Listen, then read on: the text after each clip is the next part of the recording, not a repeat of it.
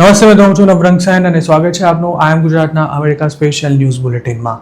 ગુરુવાર મે 28ના સમાચારોમાં જોઈશું અમેરિકાના લિકર સ્ટોરમાં કસ્ટમર સાથે મારામારી કરનારા એક ગુજરાતીને કેમ હવે ડિપોર્ટ થવું પડી શકે છે તેની વિગતો જાણીશું। યુએસસીઆઈએસે ગ્રીન કાર્ડ અંગે હજુ ગયા અઠવાડિયે જે નિર્દેશ આપ્યો હતો તેનો અમલ શરૂ થઈ જતા અમેરિકામાં રહેતા હોય અને ગ્રીન કાર્ડની રાહ જોઈ રહ્યા હોય તેવા અમુક ઇન્ડિયન્સની મુશ્કેલી કેમ હવે વધી શકે છે તેની માહિતી અને છેલ્લે યુએસમાં રેસિઝમનો ભોગ બનેલા એક ઇન્ડિયન કપલ સાથે કરવામાં આવેલી ગાળાગાળીના વિડીયોની વાત તેની સાથે જ એ પણ સમજવા પ્રયાસ કરીશું કે અમેરિકામાં ઇન્ડિયન્સને કેમ ટાર્ગેટ કરવામાં આવી રહ્યા છે અને કેમ તેમને થર્ડ વર્લ્ડ સિટીઝન તરીકે ચિતરવાનો પ્રયાસ થઈ રહ્યો છે। અમેરિકામાં લિકર સ્ટોરમાં કામ કરતા એક ગુજરાતીને કસ્ટમર સાથે મારામારી કરવાનું ભારે પડી ગયું છે। ધવલ પટેલ નામના આ યુવકને મે 16ના રોજ મેસેચ્યુસેટ્સની વોર્કેસ્ટર પોલીસ દ્વારા અરેસ્ટ કરાયો હતો। તેના પર જોખમી હથિયાર વડે હુમલો કરવા સહિતના ચાર્જીસ લગાવાયા છે। પોલીસ રિપોર્ટ અનુસાર આરોપીને એક કસ્ટમર સાથે કોઈ બાબતે બોલાચાલી થઈ ગઈ હતી અને આ ઝઘડાએ ઉગ્ર સ્વરૂપ ધારણ કરતા ધવલ પટેલે બેસબોલ બેટ વડે આ કસ્ટમર પર અટેક કર્યો હતો। મામલો પોલીસ સુધી પહોંચ્યા બાદ ધવલ પટેલની ધરપકડ કરવામાં આવી હતી। જોકે તે અમેરિકામાં કોઈ સ્ટેટસ વિના રહેતો હોવા છતાં પણ આ અંગે ઇમિગ્રેશન ઓથોરિટીને કોઈ જાણ કર્યા વિના જ ધવલ પટેલને લોકલ પોલીસે ગણતરીના સમયમાં જેલમાંથી રિલીઝ કરી દીધો હતો। DHSના જણાવ્યા અનુસાર ધવલ પટેલની મે 18ના રોજ આઈસ દ્વારા ધરપકડ કરવામાં આવી હતી। આ મામલે આઈસના એક્ટિંગ આસિસ્ટન્ટ સેક્રેટરી લોરેન બીસે આખરી પ્રતિક્રિયા આપતા જણાવ્યું હતું કે ઇન્ડિયાથી આવેલો આ ઇલીગલ એલિયન એવું સમજતો હતો કે પોતે અમેરિકામાં ગમે ત્યાં ફરીને લોકોને બેસબોલથી ફટકારી શકશે।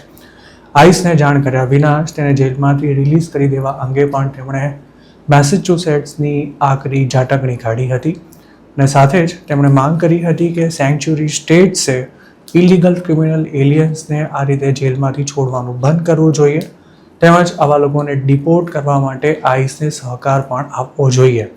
ધવલ પટેલ ક્યારે અમેરિકામાં એન્ટર થયો હતો અને તેણે કઈ બોર્ડર ક્રોસ કરી હતી તેની કોઈ વિગતો DHS દ્વારા નથી આપવામાં આવી।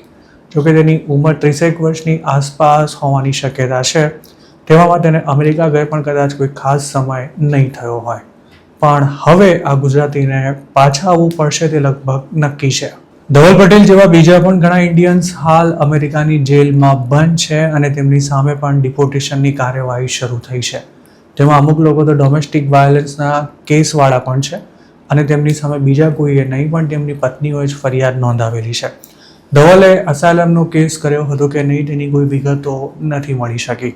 આવા મામલામાં જો અસાયલમનો કેસ પેન્ડિંગ હોય તો પણ ડિપોર્ટેશન પ્રોસેસ શરૂ કરી શકાય છે અને ભૂતકાળમાં ઘણા લોકો આ જ રીતે ડિપોર્ટ થઈ પણ ચૂક્યા છે। એક તરફ ડેમોક્રેટિક સ્ટેટ્સમાં સામાન્ય ગુનામાં પકડાયેલા લોકોની વિગતો ઇમિગ્રેશન ઓથોરિટી સાથે શેર કરવામાં નથી આવતી તો બીજી તરફ રિપબ્લિકન સ્ટેટ્સમાં જો કોઈ ઇલીગલ એલિયન ઓવર સ્પીડિંગ કે પછી ટ્રાફિક સિગ્નલ જમ્પ કરવાના મામલામાં પણ પોલીસના હાથમાં આવી જાય તોય તેને આઈસને સોંપી દેવાય છે। અમુક કેસમાં આવા લોકો ડિપોર્ટેશનથી બચી પણ જતા હોય છે પણ તેમને 2-4 મહિના કે તેનાથી પણ વધુ સમય જેલમાં કાઢવો પડે છે અને સાથે જ વકીલને પણ સારી એવી ફી ચૂકવવી પડે છે। જે રીતે ધવલ પટેલની મારામારીના ગુનામાં ધરપકડ કરાયા બાદ આઈસ દ્વારા તેની અટકાયત કરાઈ છે તેવી જ રીતે DUI એટલે કે નશાની હાલતમાં ડ્રાઇવિંગ કરનારા ઘણા દેશીઓ હાલ આઈસની કસ્ટડીમાં છે અથવા તો ડિપોર્ટ પણ થઈ ચૂક્યા છે।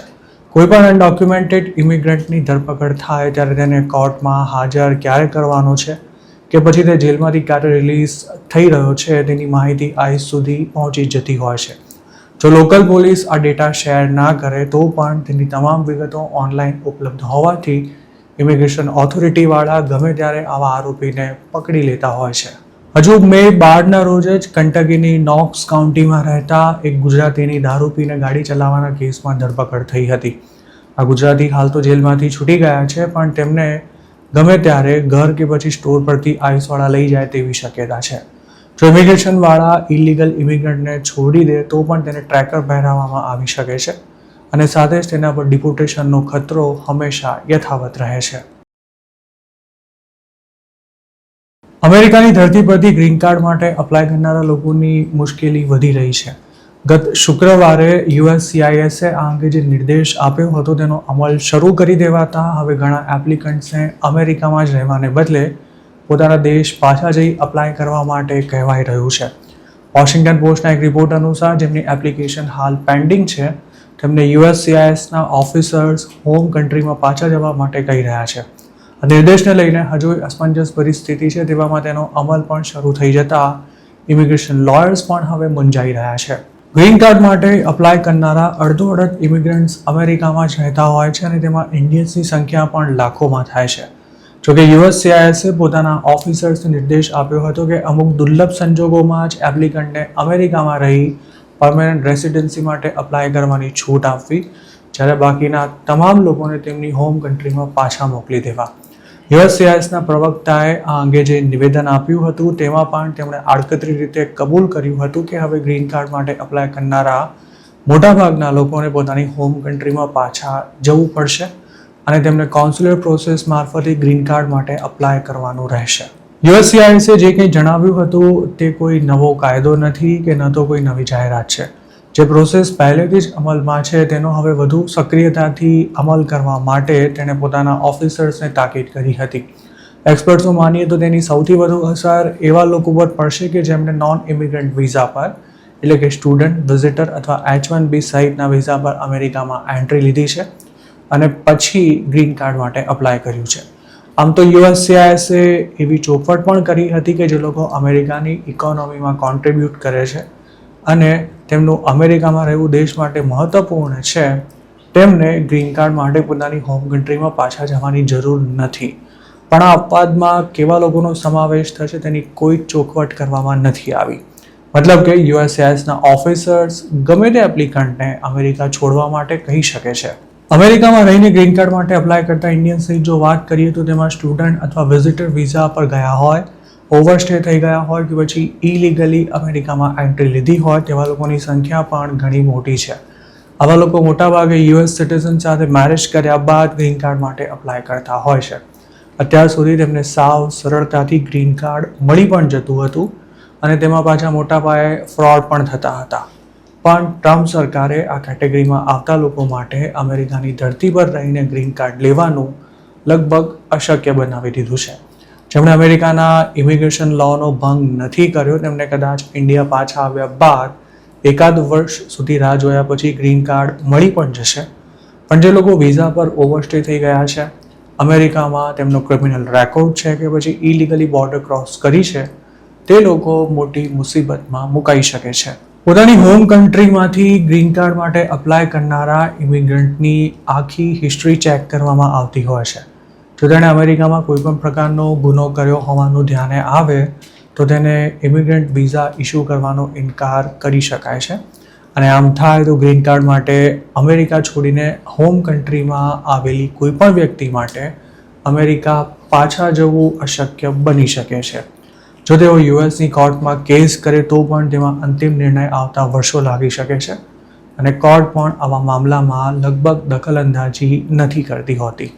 અમેરિકાની ઇમિગ્રેશન પોલિસી એ વાતને લઈને એકદમ સ્પષ્ટ છે કે નોન ઇમિગ્રન્ટ વિઝા પર US આવનારી વ્યક્તિનો ઈરાદો કાયમ માટે અમેરિકામાં રહી જવાનો ન જ હોવો જોઈએ.